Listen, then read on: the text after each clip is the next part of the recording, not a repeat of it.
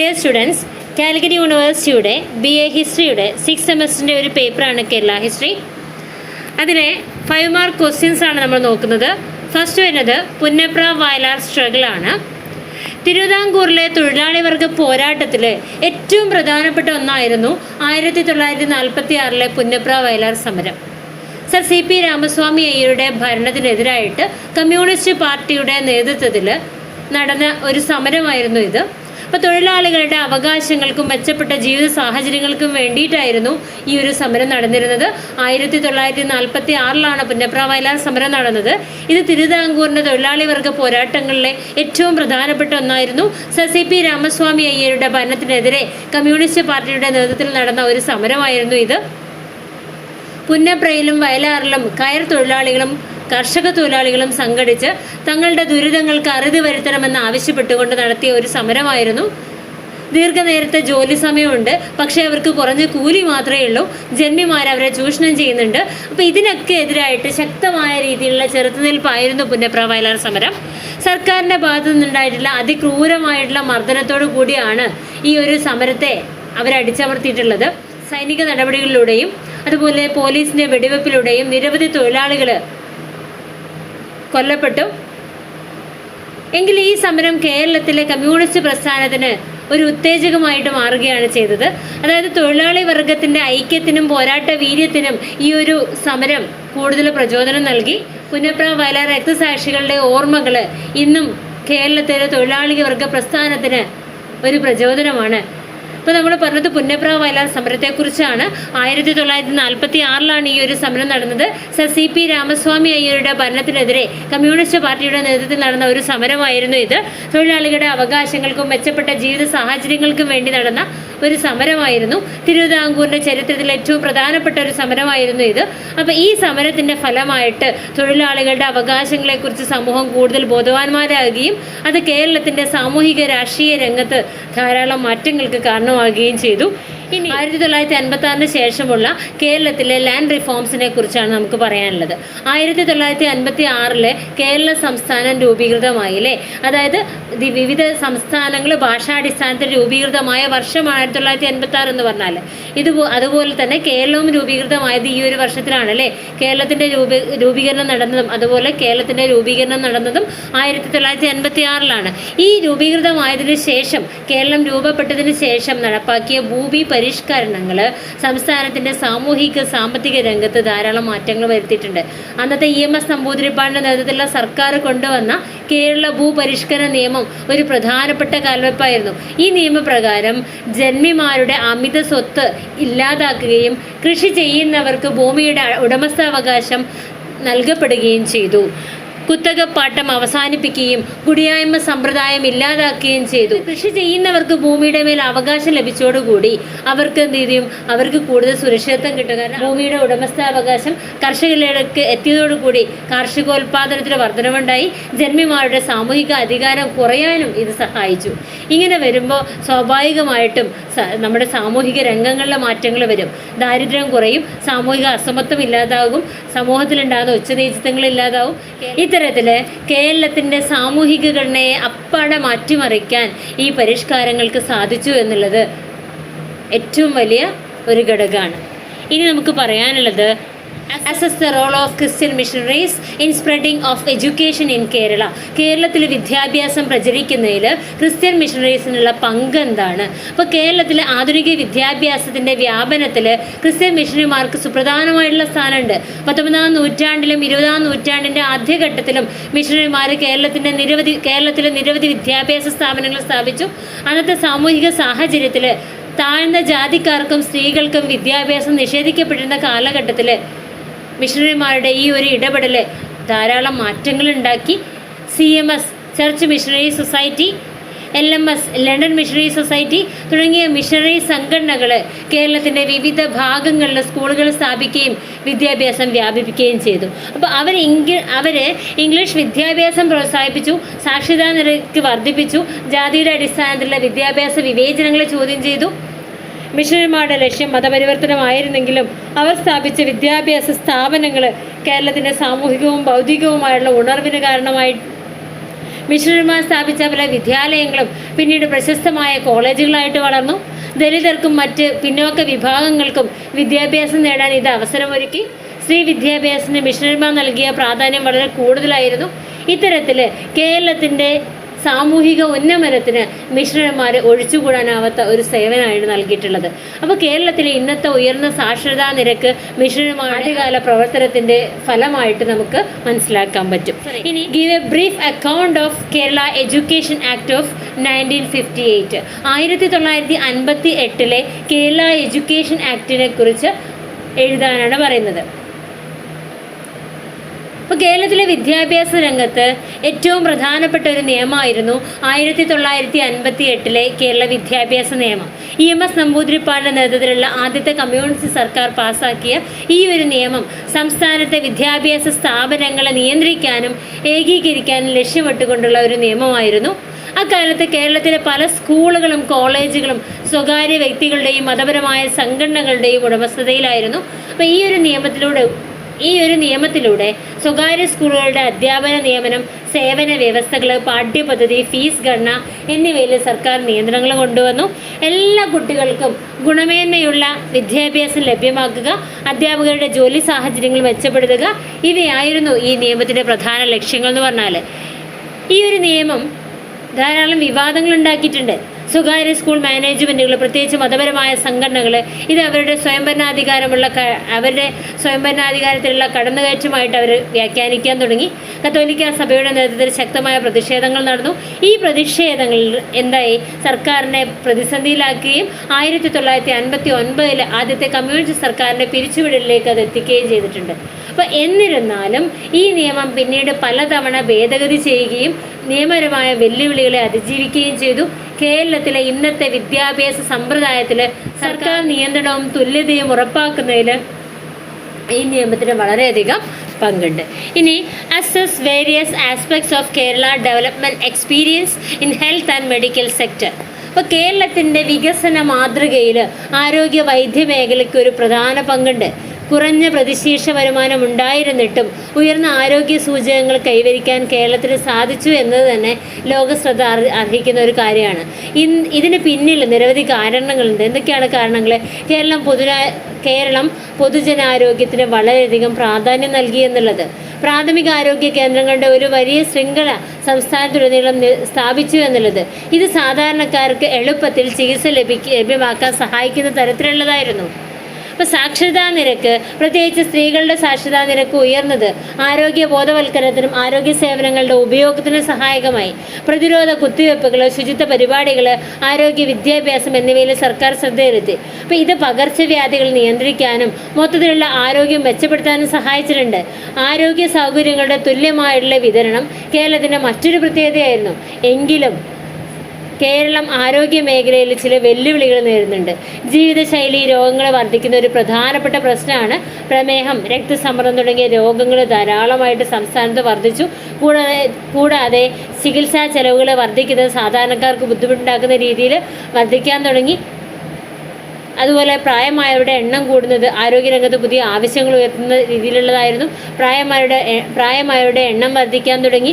ഈ വെല്ലുവിളികളെ മറികടന്ന് കേരളത്തിൻ്റെ ആരോഗ്യരംഗം കൂടുതൽ മെച്ചപ്പെടുത്തേണ്ടതുണ്ട് എന്ന് പറയുന്നുണ്ട്. അപ്പോൾ പ്രാഥമിക ആരോഗ്യരംഗം ശക്തിപ്പെടുത്തുക, ആരോഗ്യകരമായ ജീവിതശൈലി പ്രോത്സാഹിപ്പിക്കുക, താങ്ങാനാവുന്നതും ഗുണമേന്മയുള്ളതുമായ ചികിത്സ എല്ലാവർക്കും ലഭ്യമാക്കുക എന്നിവയിൽ കേരളം ശ്രദ്ധ തിരിക്കേണ്ടത് അത്യാവശ്യമാണ് എന്നുള്ളതാണ് ഈ ഒരു ഭാഗത്ത് നമുക്ക് പറയാനുള്ളത്.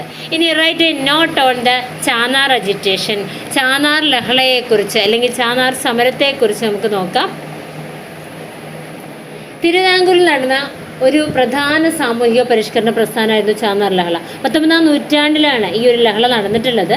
ചാന്നാർ സമുദായത്തിലെ സ്ത്രീകൾക്ക് മാറുമറയ്ക്കാൻ അവകാശമില്ലാതിരുന്ന ഒരവസ്ഥയിൽ അവരുടെ മാറുമറയ്ക്കലിന് വേണ്ടിയുള്ള അവകാശത്തിന് വേണ്ടിയുള്ള ഒരു സമരമായിരുന്നു ഇത്. അതായത് സാമൂഹികമായി പിന്നോക്കം നിൽക്കുന്ന വിഭാഗങ്ങൾക്ക് മാറുമറയ്ക്കാനുള്ള അവകാശം ഉണ്ടായിരുന്നില്ല. ചാന്നാർ ജാതിയിൽപ്പെട്ട താഴ്ന്നവരായി കണക്കാക്കുന്ന വിഭാഗങ്ങൾക്ക് അവരുടെ അവകാശങ്ങൾ നിഷേധിക്കപ്പെട്ടിട്ടുണ്ടായിരുന്നു.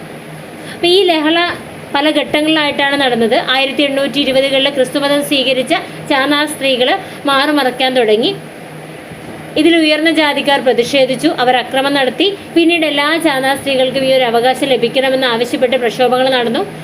ക്രിസ്ത്യൻ മിഷണറിമാർ ചാന്നാർ സമുദായത്തിന് പിന്തുണ നൽകി. അപ്പം ഈ ഒരു പ്രക്ഷോഭം ശക്തമായ എതിർപ്പുകൾ നേരിട്ടു. എങ്കിലും നിരന്തരമായ സമ്മർദ്ദങ്ങൾക്കും പൊതുജന ശ്രദ്ധ നേടിയതിനും ഒടുവിൽ 1859 തിരുവിതാംകൂർ മഹാരാജാവ് എല്ലാ ചാന്നാർ സ്ത്രീകൾക്കും മാറുമറിക്കാൻ അനുവാദം നൽകി. ഇത് ജാതി വിവേചനത്തിനെതിരായ പോരാട്ടത്തിലെ ഒരു പ്രധാനപ്പെട്ട വിജയമായിരുന്നു. ചാന്നാർ ലഹള കേരളത്തിലെ സാമൂഹിക പരിഷ്കരണ പ്രസ്ഥാനങ്ങൾക്ക് ഒരു പ്രചോദനമായിട്ട് മാറി. Briefly explain the role of Ayyankali uplift of Kerala society. കേരളത്തിലെ സാമൂഹിക പരിഷ്കരണ പ്രസ്ഥാനത്തിലെ ഒരു പ്രധാന വ്യക്തിത്വമായിരുന്നു ആര്? അയ്യങ്കാളി. അദ്ദേഹത്തിൻ്റെ കാലഘട്ടം 1863 മുതൽ 1941 വരെയായിരുന്നു. ദളിത് വിഭാഗങ്ങളുടെ, പ്രത്യേകിച്ച് പുലയ സമുദായത്തിൻ്റെ ഉന്നമനത്തിനായി അദ്ദേഹം നടത്തിയ പോരാട്ടങ്ങൾ കേരള ചരിത്രത്തിലെ സുവർണ ലിപികളിൽ എഴുതപ്പെട്ടവയാണ്. പുലയ കുടുംബത്തിൽ ജനിച്ച അയ്യങ്കാളി ജാതി വിവേചനത്തിൻ്റെ കഠിനമായ യാഥാർത്ഥ്യങ്ങൾ നേരിട്ടറിഞ്ഞ വ്യക്തിയായിരുന്നു. ദളിതർക്ക് പൊതുവഴികളിലൂടെ നടക്കാനും വിദ്യാലയങ്ങളിൽ പ്രവേശനം നേടാനും കച്ചവട സ്ഥാപനങ്ങളിൽ പോകാനും അവകാശമില്ലാതിരുന്ന ഒരു കാലഘട്ടത്തിൽ അയ്യങ്കാളി ശക്തമായ ചെറുത്തുനിൽപ്പ് നടത്തിയിട്ടുണ്ട്. 1905 അയ്യങ്കാളി സ്ഥാപിച്ച ഒരു സംഘമാണ് ഇത് സാധുജന പരിപാലന സംഘം എന്ന് പറഞ്ഞാൽ. ഇത് ദളിതരുടെ അവകാശങ്ങൾക്ക് വേണ്ടി പോരാടിയ ഒരു സംഘടനയാണ്. അവർക്ക് വിദ്യാഭ്യാസം, അവരുടെ സാമൂഹിക അംഗീകാരം, അവരുടെ തൊഴിൽ, ഇതൊക്കെയായിരുന്നു ഈ സംഘടനയുടെ ലക്ഷ്യം എന്ന് പറഞ്ഞാൽ. അയ്യങ്കാളിയുടെ നേതൃത്വത്തിൽ ധാരാളം പ്രക്ഷോഭങ്ങൾ നടന്നു. കല്ലുമാല സമരം മറ്റൊരു പ്രക്ഷോഭമാണ്. അപ്പോൾ ദളിത് സ്ത്രീകൾ അവരുടെ ജാതിയുടെ അടയാളമായി കണക്കാക്കപ്പെട്ടിരുന്ന കല്ലുമാലകൾ വലിച്ചെറിഞ്ഞുകൊണ്ട് നടത്തിയ സമരമായിരുന്നു കല്ലുമാല സമരം എന്ന് പറഞ്ഞാൽ. ഇതും സാമൂഹികമായ ധാരാളം മാറ്റങ്ങൾ സൃഷ്ടിച്ച ഒരു സമരമായിരുന്നു. അയ്യങ്കാളി ദളിത് കുട്ടികൾക്ക് വിദ്യാഭ്യാസം നേടാനുള്ള അവകാശത്തിന് വേണ്ടി വാദിച്ചു. അവരുടെ ശ്രമഫലമായിട്ട് ദളിത് കുട്ടികൾക്ക് സ്കൂളിൽ പ്രവേശനം അനുവദിച്ചുകൊണ്ട് സർക്കാർ ഉത്തരവിറക്കി. എങ്കിലും പലയിടത്തും എതിർപ്പുകൾ നേരിടേണ്ടി വന്നു. അയ്യങ്കാളിയുടെ പോരാട്ടങ്ങൾ കേരളത്തിൽ ധാരാളം മാറ്റങ്ങളുണ്ടാക്കി. അദ്ദേഹം ദളിതരുടെ അവകാശങ്ങൾക്ക് വേണ്ടിയിട്ട് ശക്തമായിട്ട് വാദിക്കുകയും അവരുടെ സാമൂഹികവും സാമ്പത്തികവുമായിട്ട് അവസ്ഥ മെച്ചപ്പെടുത്താൻ വേണ്ടി കഠിനമായിട്ട് പരിശ്രമിക്കുകയും ചെയ്തിട്ടുണ്ട്. അപ്പോൾ കേരളത്തിൻ്റെ സാമൂഹിക പരിഷ്കരണ ചരിത്രത്തിൽ അദ്ദേഹത്തിൻ്റെ പങ്ക് നമുക്കൊരിക്കലും ഒഴിച്ചുകൂടാൻ പറ്റാത്തതാണ്. Examine the revenue and judicial reforms in Malabar under the Britishers. അതായത് ബ്രിട്ടീഷുകാരുടെ കാലത്തുണ്ടായിരുന്ന റവന്യൂ ആൻഡ് ജുഡീഷ്യൽ റിഫോംസ്, അതായത് സാമ്പത്തിക നീതിന്യായ പരിഷ്കാരങ്ങൾ അല്ലെങ്കിൽ വരുമാന നീതിന്യായ പരിഷ്കാരങ്ങൾ ഏതൊക്കെയായിരുന്നു മലബാറിൽ ഉണ്ടായിരുന്നതെന്നാണ് നമുക്ക് നോക്കാനുള്ളത്. ഇപ്പോൾ ബ്രിട്ടീഷുകാരുടെ ഭരണത്തിന് കീഴിൽ മലബാറിലെ വരുമാന നീതിന്യായ മേഖലയിൽ ധാരാളം പരിഷ്കാരങ്ങൾ കൊണ്ടുവന്നു. ഇവിടുത്തെ സാമൂഹിക സാമ്പത്തിക ഘടനയിലും നിയമവ്യവസ്ഥയിലും മാറ്റങ്ങൾ വരുത്തി. ബ്രിട്ടീഷുകാരുടെ അവരുടെ ഉടമസ്ഥാവകാശം, ഭൂമിയുടെ ഉടമസ്ഥാവകാശം ജന്മിമാർക്ക് നൽകിക്കൊണ്ടുള്ള ഒരു പുതിയ സമ്പ്രദായമായിരുന്നു ഏർപ്പെട്ടിട്ടുണ്ടായിരുന്നത്. ഇത് കർഷകരുടെ അവസ്ഥ ദുരിതത്തിലാക്കുന്ന രീതിയിലുള്ളതായിരുന്നു. ജന്മിമാർക്ക് കൂടുതൽ അധികാരം ലഭിച്ചു. കുടിയാന്മാരുടെ അവകാശങ്ങൾ പരിമിതപ്പെടുത്തി നികുതി പിരിവ് കാര്യക്ഷമമാക്കുക എന്നതായിരുന്നു ഇവരുടെ പ്രധാനപ്പെട്ട ലക്ഷ്യം. എന്നാൽ ഇത് കർഷകർക്കിടയിൽ ധാരാളം പ്രതിഷേധങ്ങൾ ഉണ്ടാക്കി. മാപ്പിള ലഹള പോലുള്ള ലഹളകൾ ഇതിൻ്റെ ഫലമായിട്ടുണ്ടായതായിരുന്നു. അപ്പോൾ നീതിന്യായ രംഗത്ത് അവർ കൊണ്ടുവന്ന പരിഷ്കാരങ്ങൾ എന്താണ്? പുതിയ കോടതികൾ സ്ഥാപിച്ചു, ഇംഗ്ലീഷ് നിയമങ്ങൾ നടപ്പിലാക്കി. ഈ നിയമവ്യവസ്ഥയിൽ ഏകീകരണം കൊണ്ടുവന്ന് ഇത് നിയമവ്യവസ്ഥകൾ ഏകീകരിച്ചെങ്കിലും പലപ്പോഴും പാവപ്പെട്ടവർക്ക് നീതി ലഭിക്കാൻ ബുദ്ധിമുട്ടുള്ളതായിരുന്നു. അപ്പോൾ ജന്മിമാർക്കും പണമിടപാടുകാർക്കും കോടതികളിൽ കൂടുതൽ സ്വാധീനമുണ്ടായി. ബ്രിട്ടീഷുകാരുടെ ഈ പരിഷ്കാരങ്ങൾ അവരുടെ സാമ്പത്തിക താല്പര്യങ്ങൾ സംരക്ഷിക്കാൻ ലക്ഷ്യമിട്ടുള്ളതായിരുന്നു. എന്നാൽ ഇത് മലബാറിലെ സാമൂഹിക ബന്ധങ്ങളിൽ വലിയ പ്രശ്നങ്ങൾ സൃഷ്ടിക്കുകയും കർഷകരുടെ ദുരിതങ്ങൾക്ക് ആക്കം കൂട്ടുകയും ചെയ്തു. ഇത് പിന്നീട് നടന്ന സ്വാതന്ത്ര്യ സമരങ്ങളിലും കർഷക പ്രസ്ഥാനങ്ങളിലും ഒരു പ്രധാന ഘടകമായിട്ട് മാറുകയാണ് ചെയ്തത്. ഇനി write a note on Kallumala agitation. Kallumala agitation എന്ന് പറഞ്ഞാൽ എന്താ? 20-ാം നൂറ്റാണ്ടിൻ്റെ തുടക്കത്തിൽ കേരളത്തിൽ നടന്ന ഒരു പ്രധാനപ്പെട്ട സാമൂഹിക പ്രക്ഷോഭമായിരുന്നു ഇത് കല്ലുമാല സമരം. നമ്മൾ പറഞ്ഞു കഴിഞ്ഞു, ദളിത് സ്ത്രീകൾ അവരുടെ ജാതിയുടെ അടയാളമായിട്ടുള്ള കല്ലുമാലകളെ വലിച്ചെറിഞ്ഞുകൊണ്ടുള്ള പ്രതിഷേധം. ഇത് അയ്യങ്കാളിയുടെ നേതൃത്വത്തിലായിരുന്നു നടന്നിട്ടുണ്ടായിരുന്നത്. അപ്പോൾ കല്ലുമാല ദളിത് സ്ത്രീകളുടെ സാമൂഹിക പിന്നോക്കാവസ്ഥയുടെയും തൊട്ടുകൂടായ്മയുടെയും പ്രതീകമായിരുന്നു. ഇത് അവരുടെ അന്തസ്സിനെ ചോദ്യം ചെയ്യുന്ന ഒരു ആചാരം കൂടിയായിരുന്നു. അപ്പോൾ ഈ ഒരു ദുരാചാരത്തിനെതിരെ അയ്യങ്കാളി പടപൊരുതാൻ അവർക്ക് പ്രചോദനമായി മാറി. അങ്ങനെ ദളിത് സ്ത്രീകളെ കൂട്ടമായി കൊണ്ട് കല്ലുമാല വലിച്ചെറിയാൻ തയ്യാറായി. 1915 ആരംഭിച്ച ഈ ഒരു സമരം കേരളത്തിൽ ധാരാളം മാറ്റങ്ങളുണ്ടാക്കി. ഉയർന്ന ജാതിക്കാർ ഈ സമരത്തെ എതിർത്തെങ്കിലും അയ്യങ്കാളിയുടെ നേതൃത്വവും ദളിത് സ്ത്രീകളുടെ ഐക്യവും കാരണം ഈ സമരം വിജയിച്ചു. ഇത് ദളിതരുടെ അന്തസ്സിനും അവകാശങ്ങൾക്കും വേണ്ടിയുള്ള ഒരു ശക്തമായിട്ടുള്ള മുന്നേറ്റമായിരുന്നു. ഈ സമരത്തിൻ്റെ ഫലമായി കല്ലുമാല ധരിക്കുന്ന രീതിക്ക് ക്രമേണ മാറ്റങ്ങൾ വരാൻ തുടങ്ങി. ഇനി write a note on the peasant uprising in the 19th century of Malabar. അതായത് കർഷകരുടെ കലാപങ്ങളെക്കുറിച്ചാണ് പറയാനുള്ളത്. അതായത് 19ാം നൂറ്റാണ്ടിൽ മലബാറിൽ ധാരാളം കർഷക കലാപങ്ങൾ നടക്കുന്നുണ്ട്. ബ്രിട്ടീഷുകാരുടെ ഭരണത്തിന് കീഴിൽ നിലനിന്നിരുന്ന ജന്മിത്ത സമ്പ്രദായത്തിനെതിരായിട്ടായിരുന്നു ഈ കലാപങ്ങളിൽ എല്ലാം തന്നെ നടന്നിട്ടുണ്ടായിരുന്നത്. മാപ്പിള കർഷകരായിരുന്നു ഇതിൽ പ്രധാനപ്പെട്ടിട്ടുണ്ടായിരുന്നത്. ബ്രിട്ടീഷുകാർ ജന്മിമാർക്ക് കൂടുതൽ അധികാരം നൽകുകയും കുടിയാന്മാരുടെ അവകാശങ്ങൾ പരിമിതപ്പെടുത്തുകയും ചെയ്ത് കർഷകർക്കിടയിൽ വലിയ പ്രതിഷേധങ്ങൾ പരിമിതപ്പെടുത്തുകയും ചെയ്തത് കർഷകരെ പ്രകോപിപ്പിച്ചു. അതുപോലെ കുടിയിറക്കൽ, ജന്മിമാരുടെ ചൂഷണം, വലിയ തോതിലുള്ള പാട്ടം, ഇവയൊന്നും കർഷകർക്ക് സഹിക്കാൻ പറ്റുന്നതായിരുന്നില്ല. ഇതെല്ലാം അവരെ സായുധ പോരാട്ടത്തിലേക്ക്, ആയുധമെടുത്തുകൊണ്ടുള്ള പോരാട്ടത്തിലേക്ക് നയിച്ചു. മാപ്പിള ലഹള എന്ന പേരിൽ അറിയപ്പെടുന്ന ഈ കലാപങ്ങൾ 19ാം നൂറ്റാണ്ടിൽ പലപ്പോഴായി നടക്കപ്പെട്ടു. 1936 മുതൽ 1936 മുതൽ 54 വരെയുള്ള കാലഘട്ടത്തിലെ മാപ്പിള ലഹളയും 1921 മലബാർ ലഹളയും ഇതിൽ പ്രധാനപ്പെട്ടവയാണ്. ഈ കലാപങ്ങൾക്ക് മതപരമായിട്ടുള്ള കാരണങ്ങളുണ്ടായിരുന്നു. എന്നാൽ പ്രധാനമായിട്ടും ഇത് ജന്മിമാരുടെയും ബ്രിട്ടീഷുകാരുടെയും ചൂഷണത്തിനെതിരായിട്ടുള്ള കർഷകരുടെ പ്രതികരണമായിരുന്നു. ബ്രിട്ടീഷുകാർ ഈ കലാപങ്ങളെ ശക്തമായിട്ട് അടിച്ചമർത്തി. എങ്കിലും ഈ പ്രക്ഷോഭങ്ങൾ മലബാറിലെ സാമൂഹിക സാമ്പത്തിക പ്രശ്നങ്ങളെക്കുറിച്ച് അധികാരികളുടെ ശ്രദ്ധയിൽപ്പെടുത്താൻ സഹായിച്ചു. ഇത് പിന്നീട് കേരളത്തിൽ നടന്ന സ്വാതന്ത്ര്യ സമരങ്ങൾക്കും കർഷക പ്രസ്ഥാനങ്ങൾക്കും ഒരു പ്രചോദനമായിട്ട് മാറാൻ സഹായിച്ചു എന്ന് നമുക്ക് മനസ്സിലാക്കാൻ പറ്റും. Give an account of the activities of Khilafat movement. Khilafat മൂവ്മെൻറ്റിൻ്റെ പ്രവർത്തനങ്ങൾ എന്തൊക്കെയായിരുന്നു? അപ്പോൾ 1ാം ലോക മഹായുദ്ധത്തിന് ശേഷം ആണ് ഈ ഖിലാഫത്ത് മൂവ്മെൻറ്റിൻ്റെ ആവിർഭാവം. എപ്പോഴാണ്? തുർക്കിയിലെ ഖലീഫയുടെ സ്ഥാനം സംരക്ഷിക്കാനായി ഇന്ത്യയിൽ രൂപം കൊണ്ട ഒരു രാഷ്ട്രീയ മത പ്രസ്ഥാനമായിരുന്നു ഖിലാഫത്ത് പ്രസ്ഥാനം. അപ്പോൾ ഈ പ്രസ്ഥാനത്തിന് കേരളത്തിലും കാര്യമായ സ്വാധീനമുണ്ടായിരുന്നു. മൗലാന മുഹമ്മദ് അലി, മൗലാന ഷൗക്കത്ത് അലി തുടങ്ങിയ ദേശീയ നേതാക്കൾ ഈ പ്രസ്ഥാനത്തിന് നേതൃത്വം നൽകി. കേരളത്തിൽ ഇതിന് നേതൃത്വം നൽകിയത് വാരിയംകുന്നത്ത് കുഞ്ഞഹമ്മദ് ഹാജി, സീതിക്കോയ തങ്ങൾ എന്നിവരായിരുന്നു. ഈ ഖിലാഫത്ത് പ്രസ്ഥാനത്തിൻ്റെ പ്രധാന ലക്ഷ്യം എന്ന് പറഞ്ഞാൽ തുർക്കിയിലെ ഖലീഫയുടെ അധികാരം പുനഃസ്ഥാപിക്കുക, തുർക്കിയെ വിഭജിക്കാനുള്ള ബ്രിട്ടീഷ് ശ്രമങ്ങളെ ഇല്ലാതാക്കുക. അപ്പോൾ ഇതിൻ്റെ ഭാഗമായിട്ട് കേരളത്തിൽ നിരവധി യോഗങ്ങളും പ്രകടനങ്ങളും പ്രതിഷേധങ്ങളും ഒക്കെ ഉണ്ടായിട്ടുണ്ട്. അപ്പോൾ ഖിലാഫത്ത് കമ്മിറ്റികളെ രൂപീകരിക്കുകയും ബ്രിട്ടീഷ് ഭരണത്തിനെതിരെ ശക്തമായ വികാരം ഉയർത്തുകയും ചെയ്യുന്നുണ്ട്.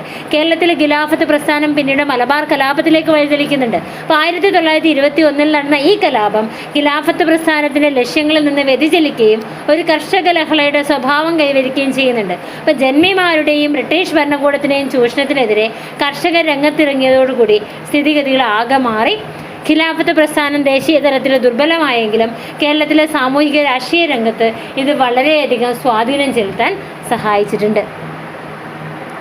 Examine the causes of Punnapra Vayalar outbreaks. 1946 Punnapra Vayalar ലഹള നടക്കുന്നത്. അതായത് അന്നത്തെ സർ CP രാമസ്വാമി അയ്യരുടെ സ്വച്ഛാധിപത്യ ഭരണത്തിനെതിരെ തൊഴിലാളി വർഗത്തിൻ്റെ ഒരു സമരമായിരുന്നു. അതായത് തൊഴിലാളി വർഗം അനുഭവിച്ച ദുരിതമായിരുന്നു ഇതിൻ്റെ പ്രധാനപ്പെട്ട കാരണം. കയർ തൊഴിലാളികൾ, കർഷക തൊഴിലാളികൾ ഇവർക്ക് തുച്ഛമായ കൂലി ലഭിച്ചു. ജോലി സമയം വളരെ കൂടുതലുമാണ്. അപ്പോൾ അവർക്ക് യാതൊരു തരത്തിലുള്ള അവകാശങ്ങളും നൽകിയില്ല. അതുപോലെ ജന്മിമാരാണെങ്കിൽ അമിതമായിട്ട് ഇവരെ ചൂഷണം ചെയ്തു. രാഷ്ട്രീയപരമായി നോക്കുമ്പോൾ തിരുവിതാംകൂറിൽ ഒരു ഉത്തരവാദിത്ത ഭരണം സ്ഥാപിക്കണമെന്ന ആവശ്യമുണ്ടായിരുന്നു. ഇങ്ങനെ ഉള്ള ഒരു സാഹചര്യത്തിൽ കമ്മ്യൂണിസ്റ്റ് പാർട്ടിയുടെ ഇങ്ങനെയുള്ള ഒരു സാഹചര്യത്തിലാണ് കമ്മ്യൂണിസ്റ്റ് പാർട്ടി വളർന്നു വരുന്നത്. അപ്പോൾ ഈ കമ്മ്യൂണിസ്റ്റ് പാർട്ടി തൊഴിലാളികളെയും കർഷകരെയും സംഘടിപ്പിച്ച് ഈ ഭരണത്തിനെതിരെ ശക്തമായുള്ള സമരം നടത്തി. ഇതാണ് പുന്നപ്ര വയലാർ സമരം എന്ന് പറഞ്ഞാൽ. അപ്പോൾ സർ CP രാമസ്വാമി അയ്യരുടെ സ്വച്ഛാധിപത്യ ഭരണത്തിനെതിരെ തൊഴിലാളി യൂണിയനുകളെയും രാഷ്ട്രീയ പ്രസ്ഥാനങ്ങളെയും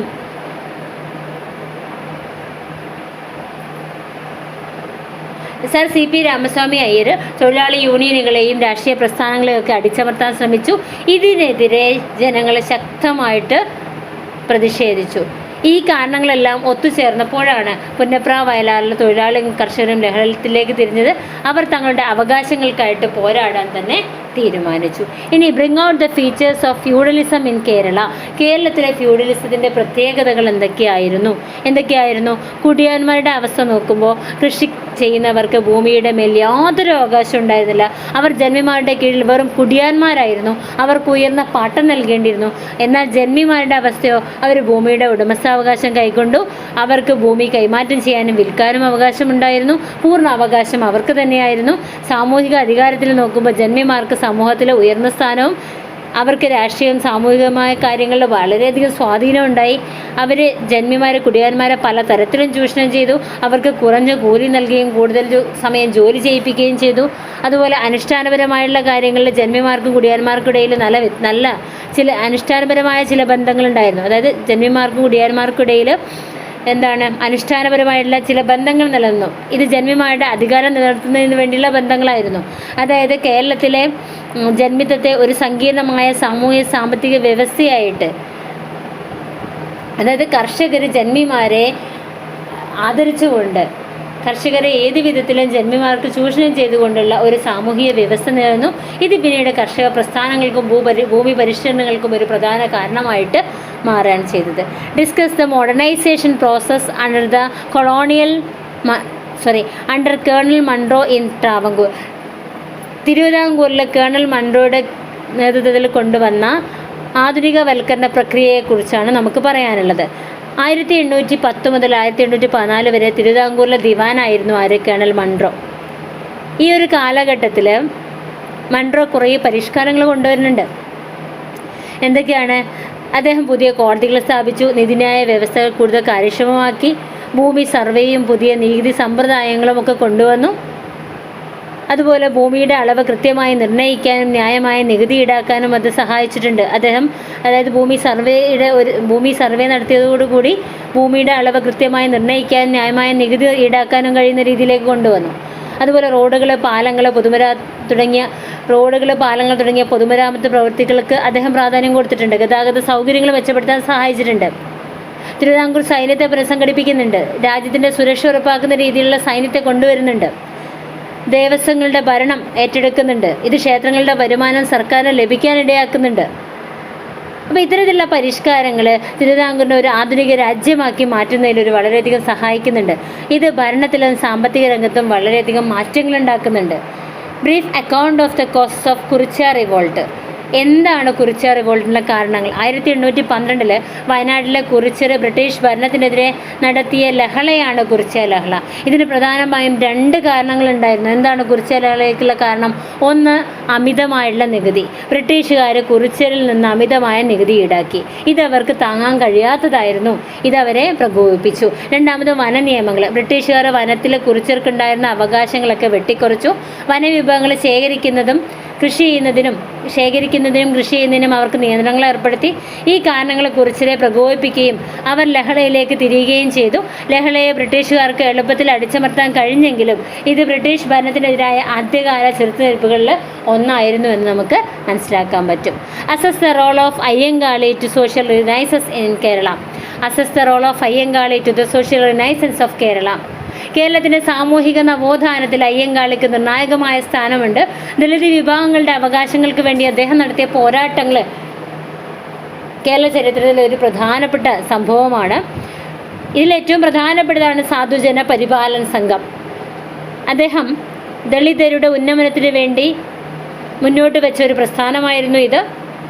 ദളിതരുടെ തൊഴിൽ, സാമൂഹിക അംഗീകാരം, വിദ്യാഭ്യാസം ഇവയൊക്കെ നേടിയെടുക്കുന്നതിന് വേണ്ടിയായിരുന്നു ഇത്തരത്തിലുള്ള ഒരു സംഘം അദ്ദേഹം രൂപീകരിച്ചത്. അതുപോലെ വിദ്യാഭ്യാസത്തിന് വേണ്ടി അദ്ദേഹം ദളിത് കുട്ടികൾക്ക് വിദ്യാഭ്യാസം നിഷേധിക്കപ്പെടുന്ന കാലത്ത് അവരെ സ്കൂളിൽ പ്രവേശിക്കുന്നതിന് വേണ്ടി അദ്ദേഹം ശക്തമായി പോരാടി. കല്ലുമാല സമരം, ദളിത് സ്ത്രീകളുടെ അന്തസ്സിനെ ചോദ്യം ചെയ്യുന്ന കല്ലുമാല ആചാരത്തിനെതിരെ അദ്ദേഹം സമരം ചെയ്തു. പൊതുവഴിയിലൂടെയുള്ള സഞ്ചാര സ്വാതന്ത്ര്യത്തിന് വേണ്ടി ദളിതർക്ക് പൊതുവഴിയിലൂടെ സഞ്ചരിക്കാൻ അവകാശമില്ലാതിരുന്ന കാലത്ത് അയ്യങ്കാളി ഇത് നേടിയെടുക്കാൻ വേണ്ടി പ്രക്ഷോഭം നടത്തി. അയ്യങ്കാളിൻ്റെ ഈ പോരാട്ടങ്ങളിൽ കേരള സമൂഹത്തിൽ വലിയ മാറ്റങ്ങൾ കൊണ്ടുവരുന്നുണ്ട്. ഇപ്പോൾ ദളിതരുടെ സാമൂഹിക അവസ്ഥ മെച്ചപ്പെടുത്തുന്നതിലും ജാതി വിവേചനം ഇല്ലാതാക്കുന്നതിലും അദ്ദേഹം ഒരു പ്രധാനപ്പെട്ട പങ്ക് വഹിക്കുന്നുണ്ട്. Examine the causes of പെസൻസ് uprising in Malabar during 19th century.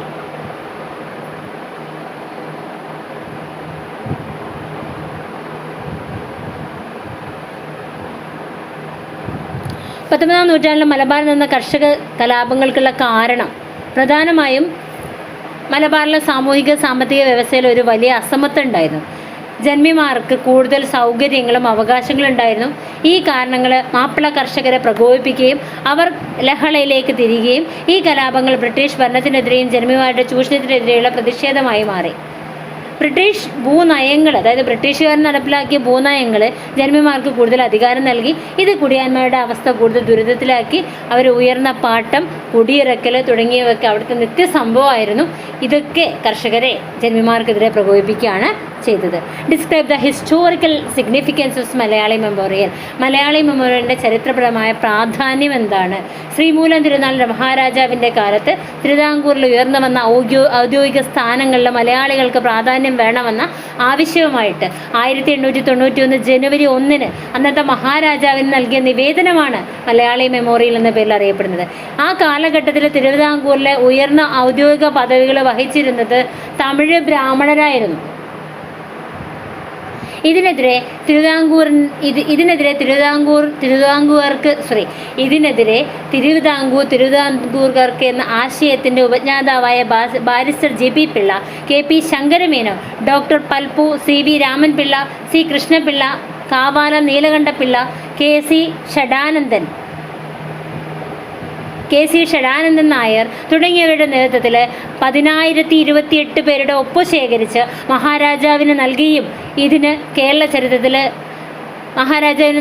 ചെയ്തു. ഇതിന് കേരള ചരിത്രത്തിൽ ഒഴിച്ചുകൂടാനാവാത്ത ഒരു പങ്കുണ്ട്. ഇനി എന്താണ് തിരുവിതാംകൂറിലെ വിദ്യാസമ്പന്നരായ മലയാളികൾക്ക് സർക്കാർ ജോലി ലഭിക്കാത്തതിനെ കുറിച്ചായിരുന്നു ഈ മെമ്മോറിയലിലെ ഉള്ളടക്കം. തമിഴ് വംശജർക്ക് കൂടുതൽ പ്രാധാന്യം നൽകുന്നതിനെ അവർ എതിർത്തിട്ടുണ്ടായിരുന്നു. ഇനി മലയാളി മെമ്മോറിയൽ കേരളക്കാർക്കിടയിൽ ഒരു പ്രാദേശിക അവബോധം വളർത്താൻ സഹായിക്കുന്നുണ്ട്. തങ്ങളൊരു പ്രത്യേക ജനവിഭാഗമാണെന്നുള്ള തിരിച്ചറിവ് അവർക്ക് ലഭിക്കുന്നുണ്ട്. മലയാളി മെമ്മോറിയൽ പിന്നീട് നടന്ന രാഷ്ട്രീയ പ്രസ്ഥാനങ്ങൾക്ക് ഒരു പ്രചോദനമായി. ഇത് തിരുവിതാംകൂർ സ്റ്റേറ്റ് കോൺഗ്രസ് പോലുള്ള പ്രസ്ഥാനങ്ങളുടെ രൂപീകരണത്തിലേക്ക് എത്തിച്ചു. മലയാളി മെമ്മോറിയൽ കേരളത്തിൻ്റെ രാഷ്ട്രീയ ചരിത്രത്തിലെ ഒരു പ്രധാന സംഭവമായിരുന്നു. ഇത് സാമൂഹിക നീതിക്കും പ്രാദേശിക അവകാശങ്ങൾക്കും വേണ്ടിയുള്ള ഒരു പോരാട്ടത്തിന് തുടക്കം കുറിച്ചിട്ടുണ്ട്. Discuss the major environmental issues in Kerala after 1956. 1956 ശേഷമുള്ള കേരളത്തിലെ പ്രധാനപ്പെട്ട പാരിസ്ഥിതിക പ്രശ്നങ്ങൾ എന്തൊക്കെയായിരുന്നു?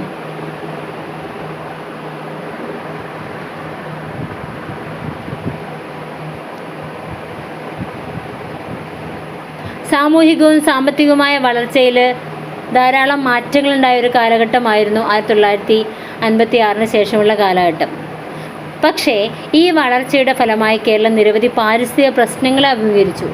ജനസംഖ്യ വർദ്ധിച്ചു, നഗരവൽക്കരണം, വ്യവസായവൽക്കരണം, കൃഷിരീതികളുടെ മാറ്റം ഇവയെല്ലാം കേരളത്തിലെ പരിസ്ഥിതിയെ പ്രതികൂലമായിട്ട് ബാധിക്കാൻ തുടങ്ങി.